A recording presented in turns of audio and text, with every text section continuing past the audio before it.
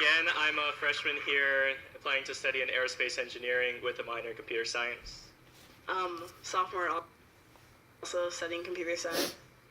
I graduated a long time ago. I work in Aurora Flight Sciences with Wendy. So. All right, let's get started. So right now we're just going to give a brief introduction to the game for anybody in the audience that isn't totally familiar with the different aspects of the game. And first I'd like to say that our acronym for the game, SPACE, stands for Satellite Positioning and Constructed Entities. And the main premise behind this game is that we're trying to set up a GPS system around Mars so that we can better navigate the planet in the future. And students are tasked to build surveying satellites to orbit Mars.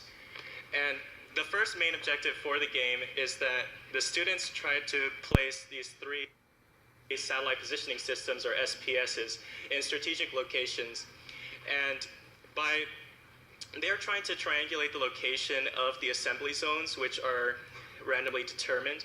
And then the larger the triangle that is made with these SPSs, the more accurate the actual assembly zone area will be. Call him, he's waiting for your call. And once teams figure out the assembly zone, they try to dock pre-deployed satellite pieces, which are shown by these small, medium, large items, and another small special item in the center. And these items are placed symmetrically throughout the field to keep everything fair. I don't want to miss any of this. And once you dock onto these items, teams try to drop these satellite pieces into their own assembly zones. And this is how you collect points and win the game. This is the Japanese experimental module, GEM, and this is where the actual game on ISS Hey, Pop. Yeah.